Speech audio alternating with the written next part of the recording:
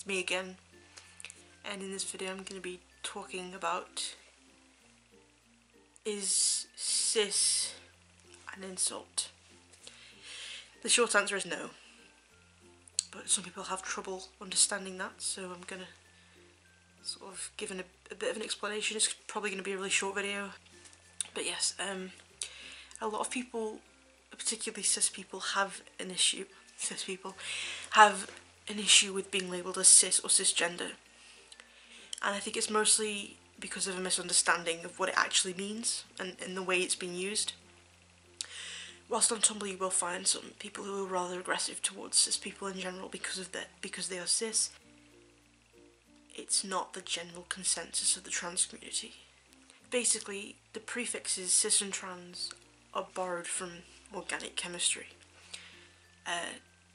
Cis literally means on the same side of, and trans means on the opposite side of or across from, and it refers to the configuration of atoms within a molecule. So for example, a trans fat, it's when certain atoms in the molecule are either on the same or opposite side as each other. So it literally means same side as, opposite side as. There's no problem here, and we use it with regards to gender because obviously there's transgender. We know what that means. It means, you know, in general, that you are a different gender than the one you were assigned at birth.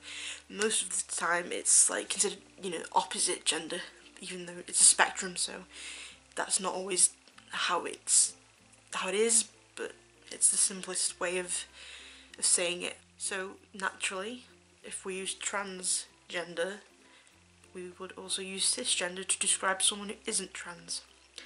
It's not offensive and it's not an insult, it is just saying that your gender identity is the same as the one that you were assigned at birth. It means that when the doctor picked you up and looked at your genitals and said, it's a boy or it's a girl when you were born, they were right.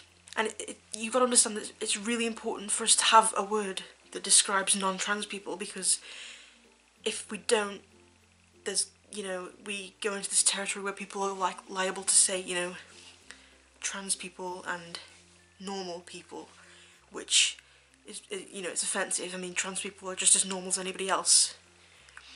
Just, you know, so having a word to describe non-trans people is important because of that, because it's not trans and normal, it's, you know, this person is transgender, this person is cisgender, they're both normal, they're just different.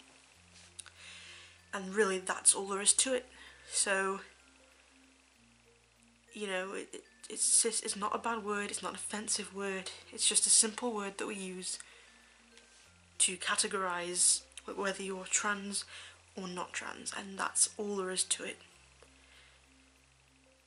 And like I said, borrowed from organic chemistry. There's so many other things that use these prefixes, like you've heard of transatlantic, across the Atlantic.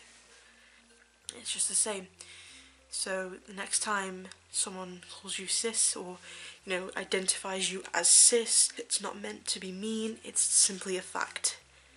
If you're not trans, you are cis. It's just a descriptive, that's it. Thank you for watching. I hope you enjoyed this video. Please leave a like if you did. Comment anything you'd like to hear, any video ideas, or if you just want to talk, that's great too. I will put my social media in the description as always, and I will see you next time. Bye.